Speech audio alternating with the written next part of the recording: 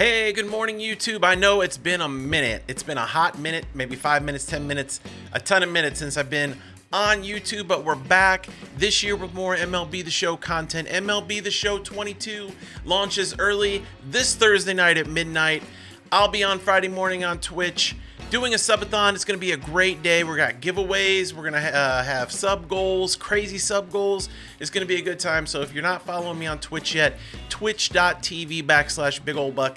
Come over there and hang out with the best community in MLB the Show. Now, let's get into what we're going to be covering in this video. Today, we're talking about Stub Sunday. If you are familiar with Stub Sunday, you know that we made a crap ton of stubs last year in MLB the Show 21. I gave you players to invest in. I told you tips and tricks to make stubs all throughout the year. Well, at least until I got tired of playing the broken server game, around August or September, but that's neither here nor there. The purpose of this video today is to get you going in the first week of MLB the Show 22 to get that stub count built up so you're ready to roll when the players start getting their attributes adjusted in the first couple of weeks of MLB the Show 22. So let's get into it. All right, now the first thing you're going to want to do is you're going to want to rip all the packs that you got. If you got the early digital edition, the $79 or the $100 version, then you're going to get packs. You'll get gold player packs, you'll get diamond player packs, you'll get show packs.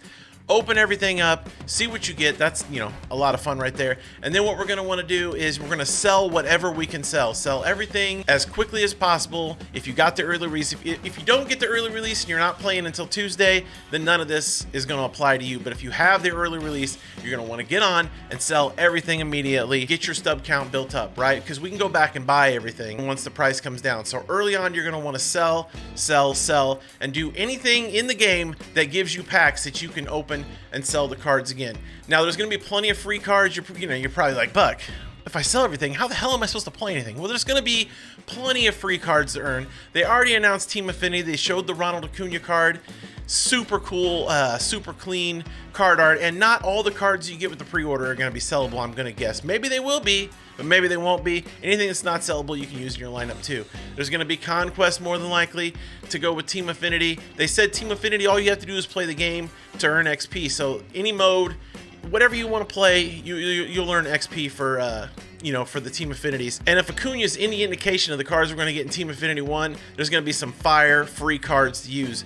I don't think they'll be sellable. They might be. They said that it's going to be limited time, so you're only going to have a certain amount of time to get Team Affinity 1 done, and then it's gone. So if they're sellable, those things are going to be super expensive as the year goes on. So you're going to want to hold on to those as long as possible until, the prices start going up, if you do all the programs, which I would highly suggest you do. Okay, so if you're not getting the game until Tuesday on the regular release, you just bought the $60 version or whatever, if you're going to buy packs, make sure that you open as much as possible. The only things you're going to want to keep, and this goes for early release and Tuesday, the only things you're going to want to keep are the 90 live series diamonds and higher. Any live series that are 90 and higher genuinely go up in the first couple months of the game, especially players like Mike Trout. Acuna is probably going to be over 90.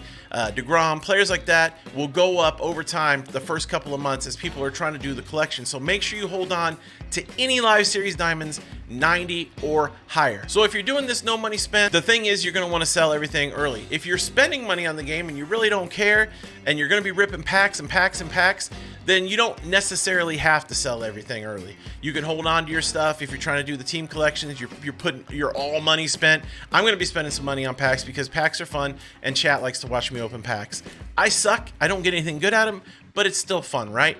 So what you want to do is you're going to look for players early to invest in, right? And I'm going to give you 5 players that I think are good investments early on in the show if you can get them for a decent price. I'm talking silvers, right? We're just going to start with 5 silvers. If you can get them for under 250 stubs early in the game, I think they're players that you definitely want to invest in right out of the chute. Let's get that going with number 5. All right, number 5, Boston Red Sox, Bobby Dalbec. Now, in the end of the game, this is MLB the Show 21, right? This isn't 22.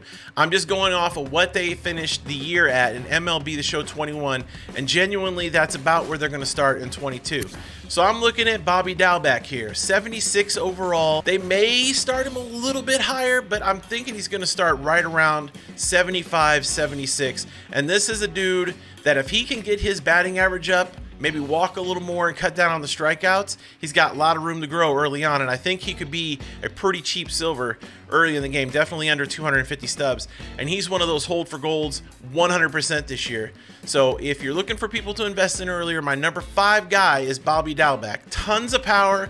The Boston lineup is loaded. They added Trevor Story. That's just a really dangerous lineup, and him in the middle of that thing, he's gonna have a chance to drive in a lot of runs, do a lot of damage. All he's got to do is cut down on strikeouts, walk a little more, and that vision's gonna get a big old bump. All right, number 4, Tampa Bay Rays phenom Shane Baz. Now here at the end of MLB the Show 21, they have him as a 74 bronze.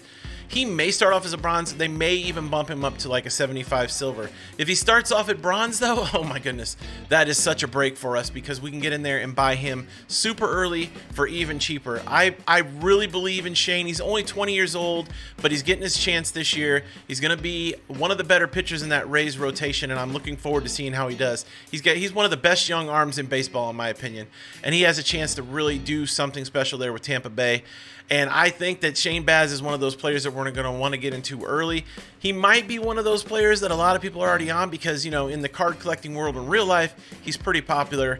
But maybe in MLB The Show, we have a chance to get in here and steal some Shane Baz early on, especially if they start him off at bronze. His arm is electric. That Tampa Bay team is always dangerous. And I'm going to give you a bonus name for Tampa Bay. Now, this isn't one of the ones that is in my top 5, but if you're here buying up Shane Baz's, you might as well go ahead and look out for this kid right here. Josh Lowe, 21-year-old, can play everywhere. Chance he might play some second base, but he can play outfield, he can play third base. He's got a bat. This kid can do nothing but hit, and look how low he is. He's a common. He's a 61. I don't know where they'll start him at in 22, but if they start him at a common, I would be buying Josh Lowe's all day, every day, for as cheap as you possibly can. I'm not saying he's going to go gold this year, but I'm saying he's going to definitely hit silver because he can hit. And look, he's got so much room to grow here because he didn't get into the game till late last year, but he's going to be a big part of that Tampa Bay team. All right, at number 3, Andrew Vaughn. White Sox, 21-year-old outfielder, first baseman. I know he looks a little goofy in his picture. He looks a little goofy in his picture, but this kid can absolutely hit, and he's got a crap ton of power, and he's going to do a lot of damage because a lot of teams are going to overlook him in that White Sox lineup with Eloy and Luis.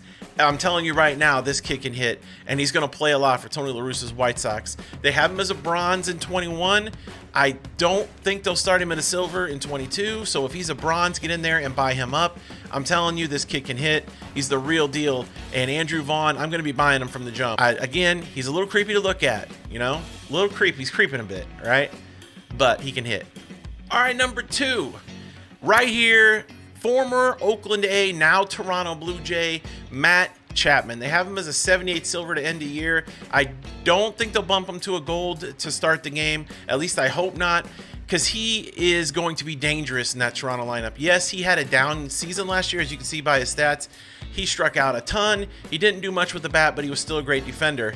However, he doesn't have to be the man now in that Toronto lineup. He's just another bat in that lineup. So he can relax. He can get back into doing Matt Chapman things. And I believe that's going to lead to an offensive resurgence for Matt Chapman this year. If they start him off as silver, you better be buying it up because he's not going to be there very long. He will be back to gold. If not the first update, within a couple of updates, I guarantee it, because he's just going to flow and fall into that Toronto lineup and do damage with guys like Vlad, Bo Bichette, George Springer. He's just going to sit right in that lineup and do damage and not have any pressure on him, play great defense, and I believe he's going to be a quick riser to the gold. That's why I have him at number 2 on my list. And that gets us to the number 1 spot, and it's this kid right here, 24 years old, Ke'Bryan Hayes. Not only am I high on this dude in MLB The Show, but I also collect him personally in real life. I have so many Ke'Bryan Hayes rookie cards, it's crazy, and I think he's going to break out in that Pirates team this year. He's got all the tools.